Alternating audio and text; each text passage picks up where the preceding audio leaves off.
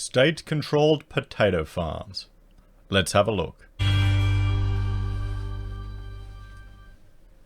Hello everyone, I'm Florian Heise and welcome to another episode of Heise Says.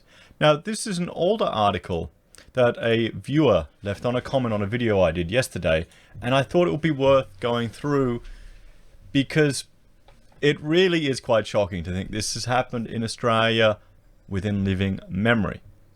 Okay, with the state imposing controls on how much foodstuff an individual can produce on their property with their assets. We're talking potatoes. Potatoes. Now this article is from 2015. So it's a few years old now. But it's still worth looking at. What happens when the state gets involved in the free market and private enterprise? It's just insane. This is something you would think out of, Soviet times, where the state is mandating how many potatoes were controlled. Or after the Anschluss with Austria, where the farmers were told how many eggs their chickens had to lay. All this type of rubbish. It's socialism, guys. So, potato farmer Tony Galati banned from growing more spuds by court order. Banned. West Australia's potato regulator. Now, this is something that existed. A potato regulator has secured a court order stopping rebel vegetable producer Tony Galati from growing more spuds than he is allowed. In a West Australian Supreme Court judgment, Justice Paul Tottle said there was a real danger that if Mr. Galati's company was not restrained from selling excess potatoes, the Potato Marketing Corporation of the Potato Marketing Corporation of West Australia would not be able to regulate the market effectively. What would that mean? Prices would go down for consumers. Prices would go down for consumers. Cost of living may have gone down. But this is back in 2015, right before the last mining boom, wasn't it? Just think about that. Think about that. They were artificially restricting supply of foodstuffs to allow a board, the West Australia's potato regulator, to manipulate the market, to regulate the market. There's a real risk other growers and merchants who have operated in compliance with the Act will follow his lead. Well, yes, and that'll drive down prices. People can make more money selling more potatoes. Potatoes will become cheaper. What's wrong with that? Justice Tottle said, in those circumstances, damages to those who did not breach the Act would not be an adequate remedy. Well, yes. But if it was subsequently found that the injunction should not have been granted, Galati nominees would be able to seek damages from PMC. Where is it? From the Potato Management Corporation. Marketing Corporation. Maybe they should be able to seek damages from the judge personally for making this ruling. Spud King. So, Justice Tottle said Mr. Galati and Galati nominees had made no secret of their desire to operate outside the law and intended to do so unless restrained. He's growing potatoes. He's growing food. He is growing food. This happened in Australia, guys. In Australia. Potatoes. Potatoes. I mean, what are we talking about here? We're talking about truffles the other time. You need to look up the truffle song that a fantastic viewer made. It's fantastic. Now we've got bloody potatoes as well. You need a license to grow fucking potatoes. Mr. Galati, and no doubt others, considers that the Act should be repealed immediately, but that does not entitle him or the Galati nominees to disregard the Act, he said. Well, he's just protesting. He's just a protester. He's no different to all the other people protesting. If you can't be fully behind, the climate change people and all the kids gluing themselves to the road, supporting them, or children taking days off school to protest climate change, but not be 100% behind his right for civil disobedience. And what would be the outcome of his civil disobedience? Cheaper food for people. Cheaper food for people. Justice Tottle said, if there was to be deregulation, it must be achieved through Parliament.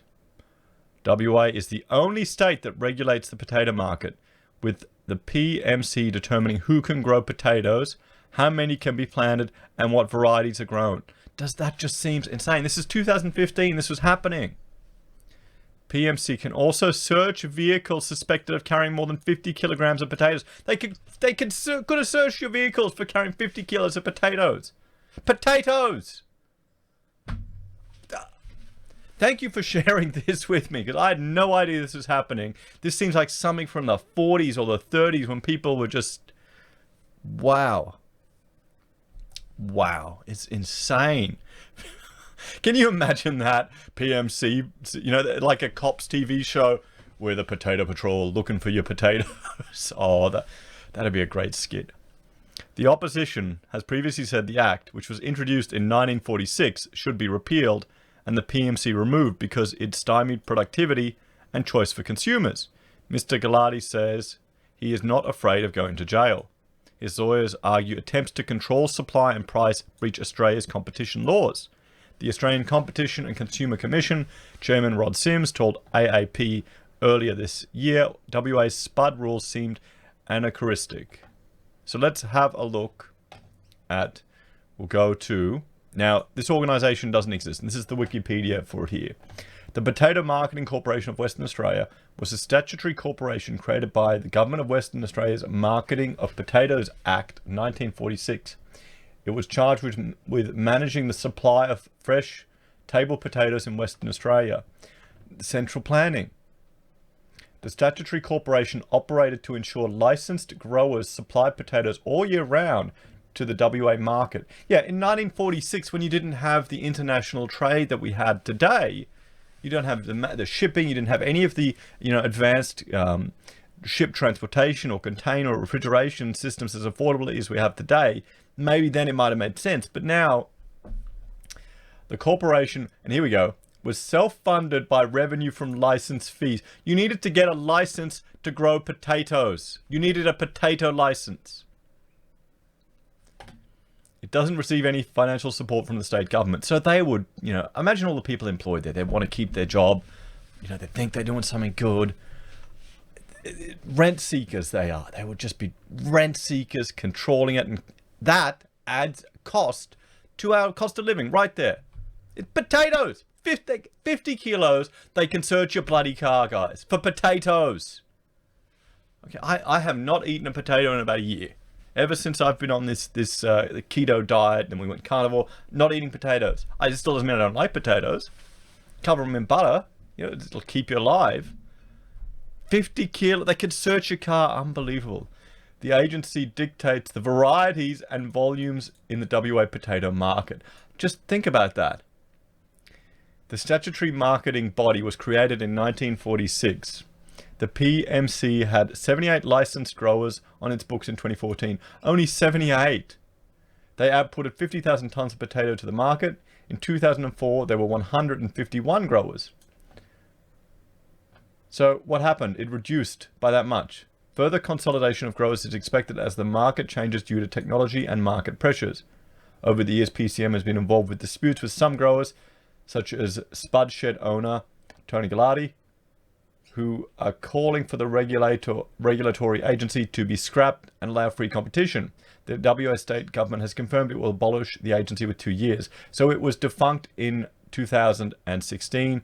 And here you can see the other bodies that we had. The Potato Marketing Board of New South Wales was established in 47, defunct in 56. The Potato Marketing Board of Tasmania in 1927, defunct in 1977. 27, so Tasmania had the first one, which I'm not surprised because Tasmania would have been seen quite remote in 27. Queensland Marketing Board, we got one in 47, we got rid of it in 54. The ACT, why would they even bother? How small is ACT? 49, finished in 51. South Australia Board, 48, 86. Potato Marketing Board of Victoria, 35 to 58. And here's all the different types of potatoes you can grow. Kipfler potato, they're my favorite. Oh, I like those. Yeah, expensive though, but good. Good potato salad, really nice. So let's have a look. I think we can see this is their website from the Wayback Machine. I mean, it just seems ludicrous to me. It just seems Ludicrous. Utterly ludicrous. And this is what happens when the government gets involved in anything. Really? When the state gets involved, gets in the way. Gets in the way. Potatoes, 50 kilos, they could search your car. Unbelievable. Anyway, guys, let me know what you think.